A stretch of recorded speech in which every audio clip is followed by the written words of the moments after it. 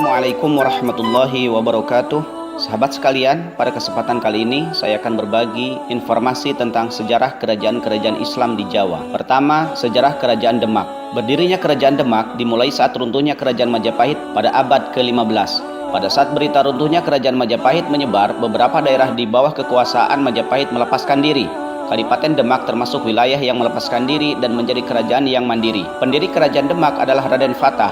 Raden Fatah merupakan putra terakhir dari Raja Majapahit, yaitu Prabu Brawijaya. Raden Fatah wafat pada tahun 1518 dan pemerintahan dilanjutkan oleh Patiunus, putranya. Patiunus menginginkan Kerajaan Demak menjadi kerajaan dengan kekuatan maritim yang kuat. Hal ini ditandai dengan kuatnya armada laut Kerajaan Demak. Portugis yang selalu berusaha memonopoli perdagangan merasa terganggu, hingga beberapa kali Kerajaan Demak melakukan pertempuran dengan Portugis di Selat Malaka.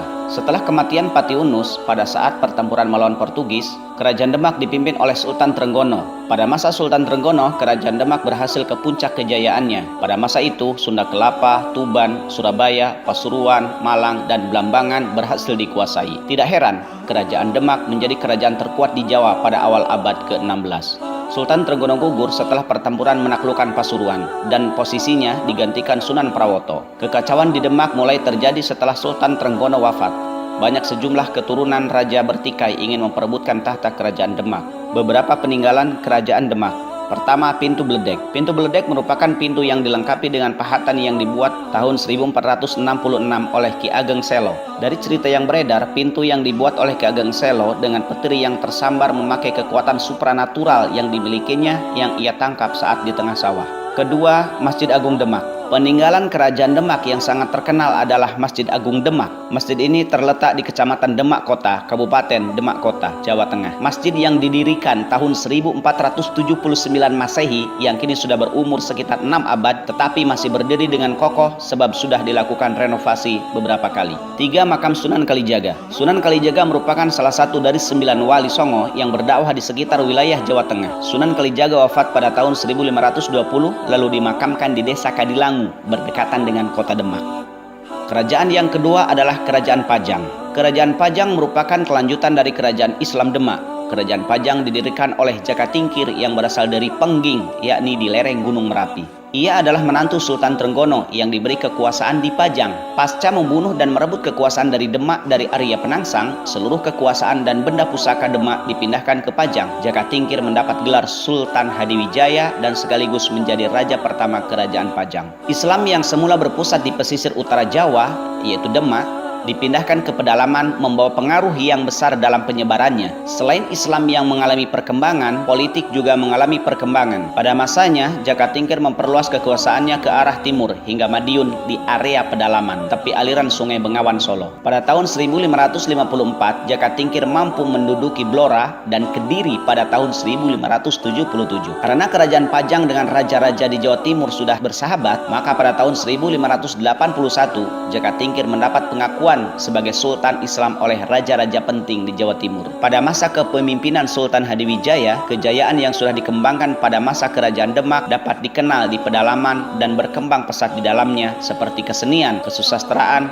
dan penyebaran agama Islam. Jaka Tingkir memimpin hingga tahun 1587 dan meninggal pada tahun yang sama. Pasca meninggalnya Sultan Pajang tersebut, estafet kekuasaan jatuh pada Arya Pengiri, yakni menantunya yang juga adalah anak dari Sultan Prawoto. Arya Pengiri pada saat itu mendapat kekuasaan di Demak bersama para pejabat bawaannya pindah ke Pajang untuk menjadi pengganti Jaka Tingkir. Sementara anak dari Jaka Tingkir, yakni Pangeran Benowo, mendapat kekuasaan di Jipang yang sekarang bernama Bojonegoro. Pangeran Benowo merasa tidak puas dengan hasil yang diterimanya, yakni menjadi penguasa di Jipang. Alhasil, Pangeran Benowo meminta bantuan Senopati, pemimpin Mataram, untuk mengusir raja baru di Pajang tersebut. Hingga akhirnya pada tahun 1588, Kerajaan Pajang mampu dikuasainya. Sebagai ungkapan terima kasih, Pangeran Benowo menawarkan untuk menyerahkan haknya, yakni warisan dari sang ayah untuk Senopati. Tetapi Senopati ingin tetap tinggal di Mataram. Akhirnya Senopati hanya meminta pusaka kerajaan saja. Berhubung Mataram pada saat itu sedang dalam proses menjadi kerajaan besar, Pangeran Benowo dikukuhkan menjadi Raja Pajang Pajang selanjutnya, dan Kerajaan Pajang sepakat berada di dalam wilayah Kerajaan Mataram. Kerajaan Pajang berakhir pada tahun 1618. 3. Kerajaan Mataram Islam. Kerajaan Mataram menjadi salah satu kesultanan Islam yang berkembang pesat di tanah Jawa. Ada berbagai cara yang dilakukan penguasa kala itu demi menjadikan Kerajaan Mataram sebagai pusat agama Islam. Misalnya mendirikan rumah ibadah. Selain itu, Kerajaan Mataram juga rutin menerjemahkan naskah Arab, menerjemahkan Al-Quran ke bahasa Jawa, hingga mendirikan pesantren demi menjadikan wilayahnya sebagai pusat agama Islam. Masa kejayaan berhasil didapatkan saat Sultan Agung Hanyokrokusumo menjabat menjadi raja.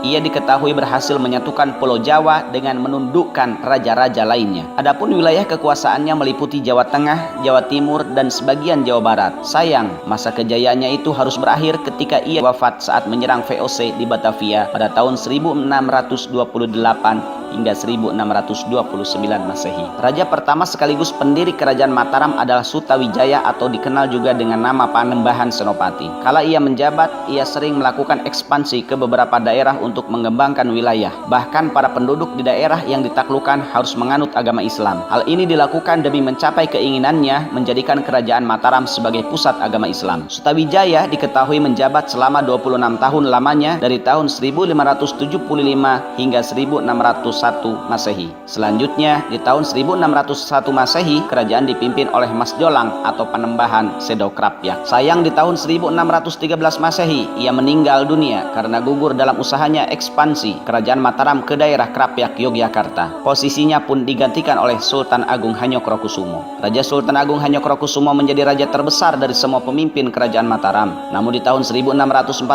Masehi, ia meninggal dunia karena usahanya merebut Batavia. Peninggalan Kerajaan Mataram Islam. Ada beberapa peninggalan dari Kerajaan Mataram Islam, yakni Masjid Agung Gede Kauman di Yogyakarta hingga Masjid Agung Surakarta di Solo. Selain itu, ada juga kitab sastra Gending yang menjadi sumber sejarah Kerajaan Mataram Islam. Dalam kitab yang ditulis oleh Raja Sultan Agung Hanyokrokusumo dari Kerajaan Mataram, dikisahkan bahwa setiap orang harus menjadi pribadi yang sopan dan santun, baik di keadaan apapun. 4. Kerajaan Cirebon. Kerajaan Cirebon didirikan sekitar abad ke-15 dan ke-16 Masehi. Kerajaan Cirebon ini dikenal juga dengan nama Kesultanan Cirebon. Nama Cirebon berasal dari kata caruban yang berarti campuran. Ini dikarenakan masyarakat Cirebon tidak hanya berasal dari kalangan pribumi, tapi juga orang Cina yang telah memeluk agama Islam. Sementara dalam pendapat lain, Cirebon merupakan sebuah desa yang didirikan oleh Ki Ageng Tapa. Ia merupakan saudagar kaya di pelabuhan Muara Jati, Cirebon. Para pedagang mulai singgah di desa yang didirikan oleh Ki Ageng Tapa dan akhirnya terbentuklah masyarakat baru di daerah Caruban. Kesultanan Cirebon merupakan bagian dari kekuasaan Kerajaan Pajajaran. Prabu Siliwangi menugaskan putranya bernama Pangeran Walangsungsang menjadi adipati di Cirebon. Saat pemerintahan Cirebon kuat, Pangeran Walangsungsang tak mau membayar upeti sehingga Raja Pajajaran pun akhirnya marah dan mengirimkan tentaranya untuk menyerang Pangeran Walangsungsang. Namun tentara Kerajaan Pajajaran berhasil dikalahkan oleh Pangeran Walangsungsang. Akhirnya Walangsungsang mendirikan Kerajaan Cirebon. Ia memiliki keponakan bernama Syarif Hidayatullah yang merupakan seorang penyiar agama Islam. Tentunya Syarif Hidayatullah memiliki peran yang sangat penting dalam menjadikan Kerajaan Cirebon sebagai kesultanan sehingga namanya menjadi Kesultanan Cirebon. Disebutkan bahwa orang Islam sudah ada di Cirebon pada tahun 1470 sampai 1475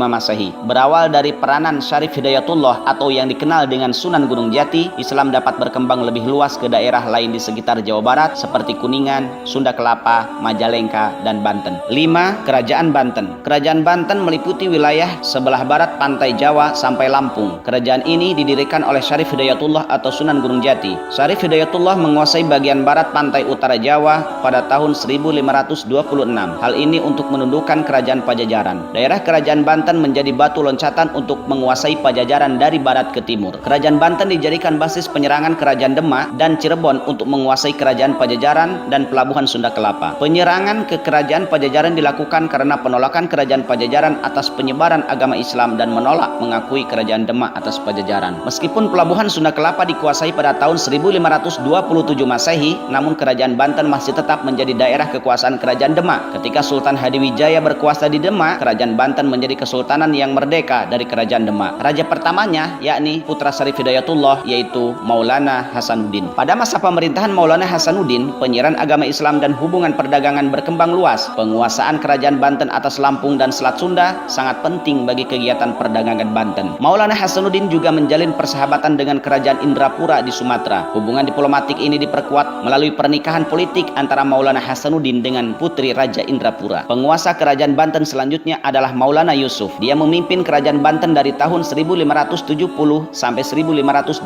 Masehi. Setelah Maulana Yusuf wafat pada tahun 1580, tahta kerajaan Banten dipegang oleh Maulana Muhammad, putranya yang berusia 9 tahun. Karena Maulana Muhammad masih sangat muda, pemerintahan dijalankan oleh sebuah badan perwalian yang terdiri dari kali atau jaksa agung dan 4 menteri. Badan ini berkuasa hingga Maulana Muhammad cukup umur untuk memerintah. Pada tahun 1596, Maulana Muhammad memimpin serangan-serangan terhadap kerajaan Palembang. Penyerangan bertujuan untuk melancarkan jalur perdagangan hasil bumi dan rempah-rempah dari Sumatera. Penyerangan tidak berhasil dan Maulana Muhammad gugur. Gugurnya Maulana Muhammad menyebabkan kosongnya tahta kerajaan Banten karena putra Maulana Muhammad, yaitu Abu Mufahir, masih berusia 5 bulan. Pemerintahan dijalankan oleh badan perwalian. Pada masa ini, armada dagang Belanda pertama kali tiba di kerajaan Banten dan dipimpin oleh Cornelis de Houtman. Abu Mufahir resmi menjalankan kekuasaan pada tahun 1596. Tahun 1638, Khalifah Mekah memberikan gelar Sultan pada Abu Mufahir. Abu Mufahir wafat pada tahun 1651. Putranya meneruskan pemerintahan Banten dengan gelar Sultan Abu Ma'ali Ahmad Rahmatullah. Tetapi tidak lama kemudian dia wafat. Raja Banten selanjutnya yakni Sultan Ageng Tirtayasa. Di bawah pemerintahan Sultan Ageng Tirtayasa, kerajaan Banten mencapai kejayaannya. Sultan Ageng Tirtayasa berusaha keras mengusir kekuasaan armada dagang Belanda atau VOC dari kerajaan Banten, namun usahanya gagal. Pada tahun 1671, Sultan Ageng Tirtayasa mengangkat putra mahkotanya, Sultan Abdul Kahar atau Sultan Haji, sebagai raja muda. Pemerintahan sehari-hari dijalankan oleh Sultan Haji, sementara Sultan Agung Tirtayasa tetap mengawasi. Namun Sultan Haji cenderung bersahabat dengan VOC. Sultan Ageng Tirtayasa tidak menyetujui hubungan ini. Pada tahun 1683, Sultan Ageng Tirtayasa ditangkap dan dipenjarakan oleh Belanda Batavia dan akhirnya wafat pada tahun 1692. Peninggalan budaya kerajaan Banten tidak banyak, namun demikian pengaruh agama Islam dalam seni bangunan Banten dapat dilihat dari bangunan Masjid Agung Banten dan kompleks makam Raja-Raja Banten.